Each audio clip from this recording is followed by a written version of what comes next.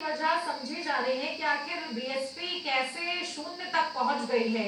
ठीक है अंजलि जी, आपके पास आती हूँ। देखिए हम लोग चर्चा कर रहे हैं और मुख्य वजह सामने भी आई है। नावेद जी ने भी बड़ी वजह बताई है और राम प्रकाश जी ने भी कहीं ना कहीं बड़ी वजह जो है सामने रखी है। लेकिन इसी के साथ देखिए, एक तो एक लाख की राह उन्होंने चुनी, ये तो उनको बैकफायर की ही है। लेकिन आप क्या समझ रहे हैं, क्योंकि देखिए एनडीए गठबंधन की तरफ से तमाम उनके वादे थे, गारंटी थी। इंडिया गठबंधन के बाद संविधान जैसा बड़ा मुद्दा था, लेकिन बीएसपी ने कोई भी ऐसा वो बड़ा मुद्दा नहीं रख पाई जो लोकसभा चुनाव में उनकी सीटें जो है खाते में डाल सकता है। क्या आपको ये वजह भी एक लग रही है?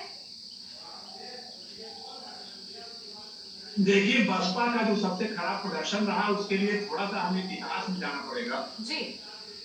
1971 में माननीय काशीराम जी ने वामसेफ डीएस4 का गठन किया। उसके बाद कर्मचारी संघ वामसेफ बना और 1984 में उसको विस्तार देते हुए उन्होंने बीएसपी का गठन किया, बहुजन समाज पार्टी का, जिसके उत्तराधिकारी के रूप में मायावती को उन्होंने 2001 में नियुक्त किया।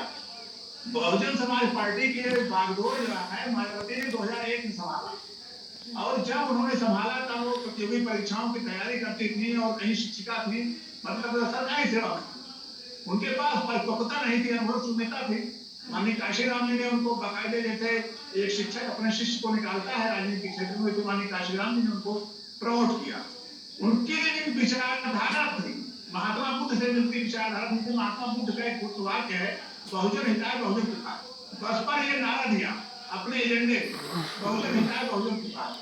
दलित शोषित जितने भी थे, अनुसूचित जाति, अनुसूचित जनजाति, अल्पसंख्यक, मुसलमान, इनको उन्होंने संगठित किया। उनका एक एजेंडा था कि आपको जो है संघर्षों के साथ साथ, विचारधारा के साथ साथ आपकी उन्नति के लिए हम लड़ाई लड़ेंगे। इसके लिए वो गांव गांव घर घर अपने कार्यकर्ताओं को भेजती थी और एक माहौल बनता। चुनाव जो है खाली गारंटी में नहीं लड़े जाते, खाली जुमलों पर नहीं लड़े जाते। उनके पास एक थीम थी, एक सिद्धांत था, एक विचारधारा थी। गांव गांव क्षेत्र क्षेत्र क्षेत्र के रूप में उन्होंने अपनों को इतना उन्नत किया कि वो मुख्यमंत्री की कुर्सी पर जा बैठे। बिना उनके सहयोग के न मुलायम सरकार बना पाते थे, न भाजपा बना पाते प्रदेश, उत्तर प्रदेश में। और जब उन्होंने भाजपा के साथ सरकार बनाई या मुलायम जी के साथ सरकार बनाई, तो ये वो भूल गए कि वो उनका जो वोट बैंक है वो वर्ग से भी का वोट बैंक, जो अपने हित के लिए लड़ता है, जो अपनी तकलीफों को, अपने दुखों को, लोग की गांव की धूल है विधानसभा में, संसद में देखना चाहता है। उन्होंने उसको जो है वो साम्राज्यवाद की तरफ व्यवहार करने लगे कि ये सब हमारे वोट बैंक है, हम जो है डेमोक्रेसी को मुनाफी की तरफ व्यवहार करेंगे, ये सब हमारे वोट बैंक है, कोई भी रहे सब हाथी भी जाएंगे, कहाँ जाएंगे। धीरे धीरे ह्रास हुआ और 40 सालों में सबसे ज्यादा ह्रास हुआ। 19% वोट पाया था 2014 में, 19.4%।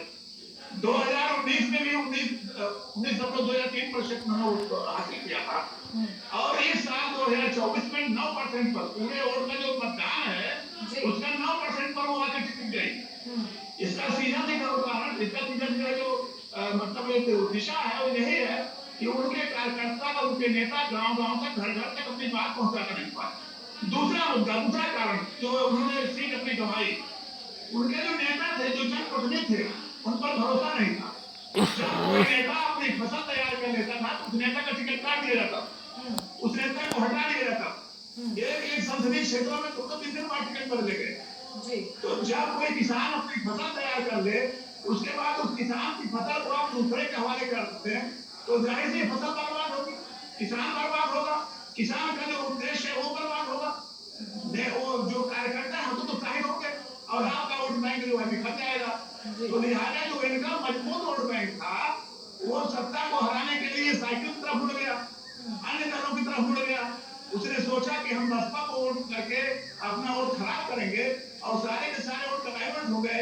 और जो जब डाइवर्ट हो गए उसको सत्ता को भी लाभ मिला और सत्ता भाजपा को भी लाभ मिला, साइकिल को भी लाभ मिला। अलग अलग क्षेत्रों में जहां बसपा को पूरा लाभ लेना चाहिए था, सीट निकलनी चाहिए थी, वो सब डाइवर्ट हो गया।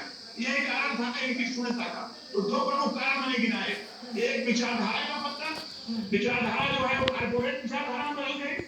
दूसरा, अपने अपने क्षेत्रों में जो इनकी, जो उनके सैनिक थे, जो उनके कार्यकर्ता थे, सैनिक की तरह लड़ते थे बूथों पर, अपनी बात उठाते थे, वोट करते थे, संघर्ष करते थे, वो सब बिखर गए। आत्मविश्वास उनका डगमगा गया, नेताओं का बार बार टिकट बदलना, तो ये सब प्रमुख कारण है जो बसपा इस समय कहीं नहीं दिखाई दे रही। जी बिल्कुल, देखिए जमीनी स्तर पर जो कार्यकर्ता काम करते हैं वाकई